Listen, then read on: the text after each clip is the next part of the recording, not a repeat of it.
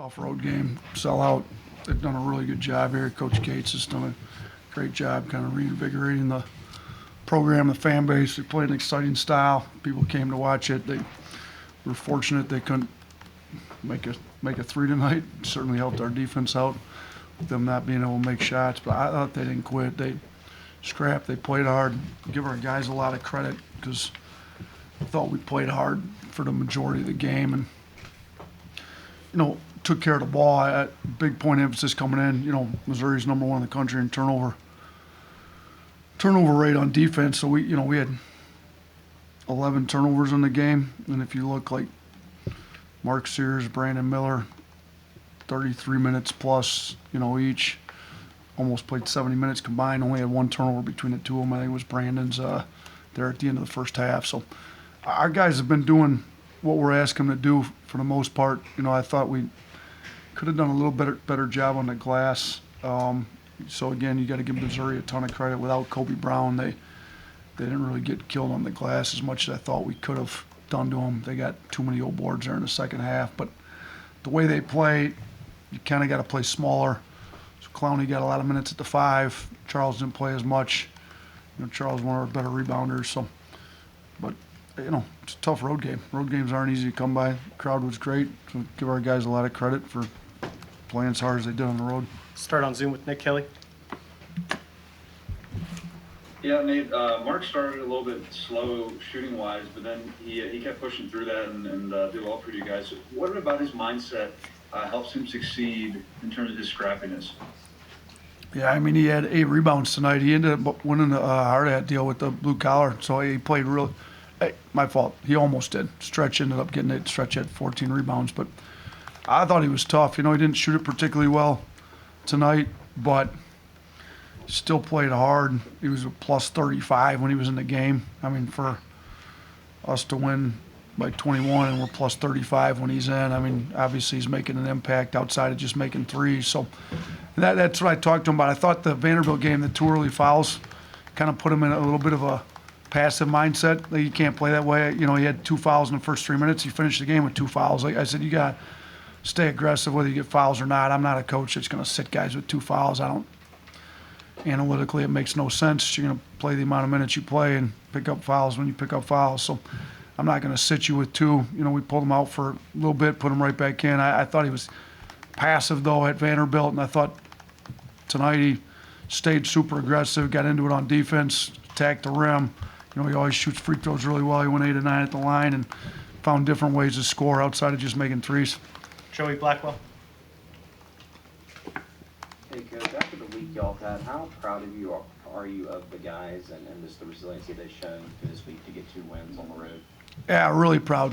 A lot of mentally tough guys that are able to focus on what they need to focus on, and still have compassion for the whole situation, to be honest with you. So I think our guys are, even before the game, we kind of gathered together. Noah Gurley leads the team in a prayer. Prayed for the people involved in the situation and prayed for us to, be able to focus. And I thought they did a good job. So I think our leadership's good.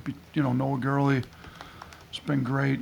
Quinterly's been good for us this year in that way. Got guys like Brandon and Sears and all of them go down the list. Jaden Bradley was really locked in. I think guys are able to kind of control what you can control, focus on what you can focus on, and they've been focusing on what they need to. In person, in the front. Nate, with that whole situation, did you hear anything you thought was inappropriate from the student section over there? Or were they? Yeah, there was, but I don't need to address it. They got him out of there. So it was, for the most part, look, Coach Gates is great. The administration here is great. Sometimes college students don't understand the severity of things, but for the most part, it was fine. Tony. Yeah, Nate, what did you see from, I know Clowney, obviously, he was able to do some damage with Kobe out of the game, but was this the best you've ever seen him in an Alabama uniform? Probably his best numbers at 17 and 14. He's had some pretty good games, though. He's obviously shot threes for us at a high clip before. He's played really well for us. There's a reason he's, playing as many minutes as he's been playing this year.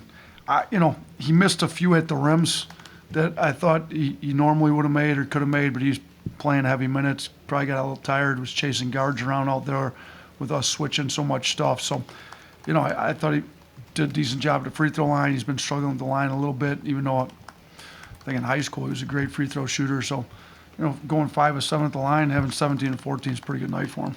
Austin. Yeah, Coach. Brandon scored 15, but we've gotten so used to seeing him kind of have crazy performances night in, night out.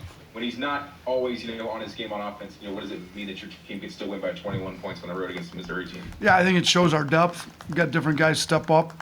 Rylan Griffin steps up and makes 3 threes when we needed, hit the big one in the second half, and they were starting to get, uncomfortably close, in my opinion, and Rylan hits the big 3 and kind of opens it back up. But, Brandon didn't score. I mean, you say Brandon didn't score a ton. I mean, he still ends up with 15 points. That's pretty good for most guys. But, yeah, below his average. Sears doesn't shoot it well, and he's been shooting almost 40% on the year, and we still are able to score 85 points. So Quinterly, Rylan Griffin, Noah Clowney, we got different guys stepping up. Thought Jaden Bradley did a pretty good job, especially distributing the ball in the second half, finding guys. So we've got different guys stepping up on different nights. In person. Nate, before things got lopsided there, Isaiah Mosley was kind of doing some things to help fill in for Kobe's absent.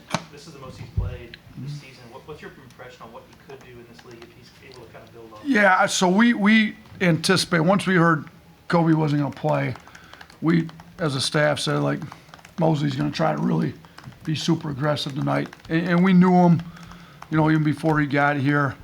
Our coaches had a pretty good feel on what he could do. I mean, he's an aggressive scorer with the way that the system's perfect for him. I mean, the floor spaced. He's a guy that can shoot it, go off the dribble.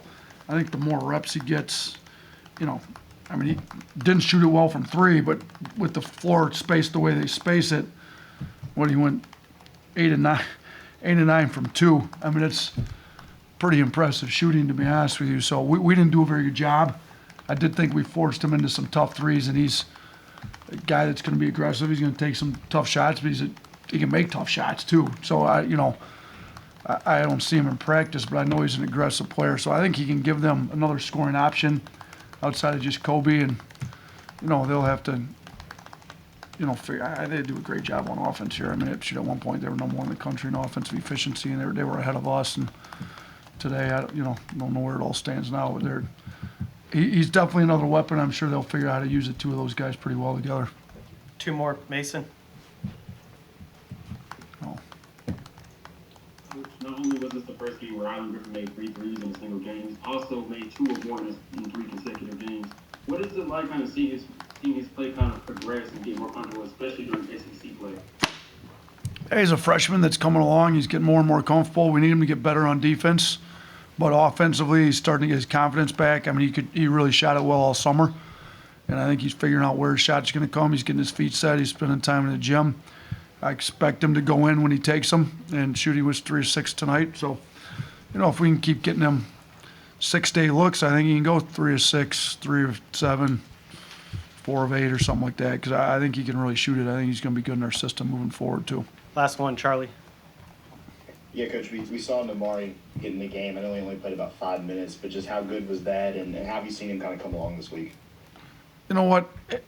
I didn't anticipate him being able to play, but he practiced Thursday, and he looked decent. And we took the x-ray, sent it into the surgeon, got feedback. I think we made a decision. I think he practiced again Friday to see how it'd feel, and then we did the shoot around just to make sure everything was still good, and made a decision that he could play. I didn't anticipate him being great after being out as long as he did, but I wanted to get him some minutes. We got him a little bit. I mean, he wasn't supposed to be back for at least another week. So, to me, any minutes we can get him right now, he's going to play hard. He's going to be great on defense. He got the one layup. This was a decent game to get him going.